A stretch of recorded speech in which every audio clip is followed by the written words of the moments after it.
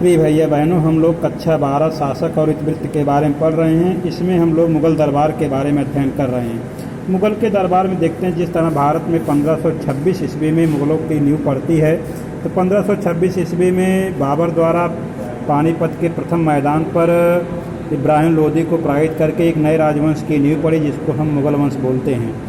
तो बाबर ने भारत में अपने राजनीतिक स्थिति मजबूत करने के लिए कई युद्ध लड़े, जिसमें खानवा का युद्ध 1527 में लड़ा गया, चंदेरी का युद्ध 1528 ईस्वी में लड़ा गया, और जो अंतिम युद्ध लड़ा 1529 ईस्वी में वो घाघरा का युद्ध था, जिसमें इन तीनों युद्धों में बाबर की विजय होती है और एक अस्थायी राज्य की ओर बाबर बढ़ता है। उसके बाद बाबर की 1530 ईस्वी में मृत्यु हो जाती है। तो एक प्रकार से राजनीतिक स्थिरता न होने के कारण हुमायूं शासक बना।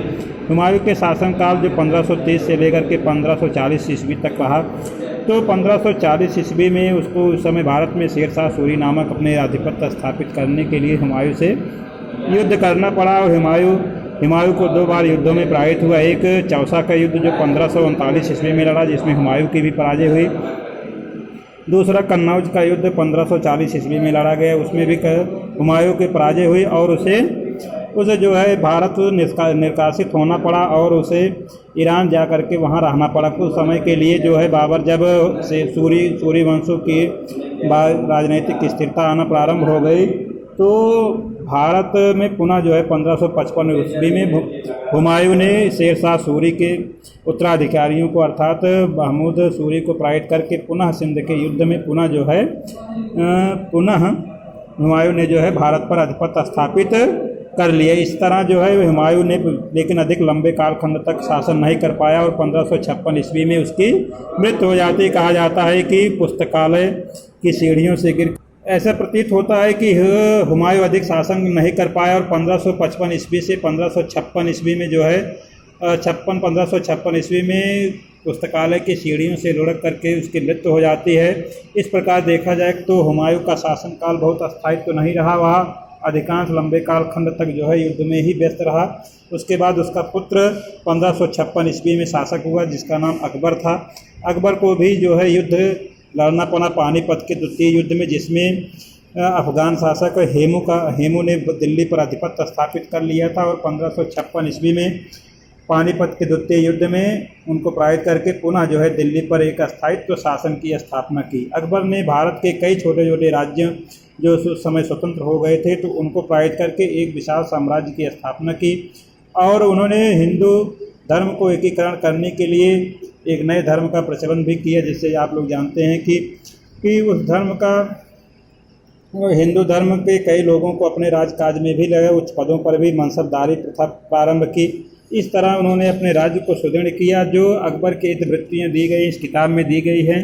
तो प्रारंभिक जो इतने अधिक चित्र नहीं बने थे उनकी रचनाओं में, लेकिन बाद में जो मुग़लों द्वारा किताबें लिखी गई उनमें चित्र के माध्यम से भी समझाया गया है कि राजा किस तरह के राजकाज करते थे, जिसमें देखने सुंदरकारी चित्र की लिखावटें भी लिखी गई हैं, रंगीन चित्र बनाए गए हैं। इसमें देखिए एक राज दरबार का भी चित्र दिया गया, ऊपर एक व्यक्ति जो है पंखा हाँक रहा है और एक व्यक्ति को शिक्षा ग्रहण कर रहा है, कुछ लोग परामर्श कर रहे हैं।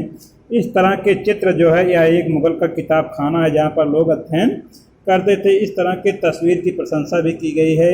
अबुल फजल के चित्रकारी की बहुत प्रशंसा करता है।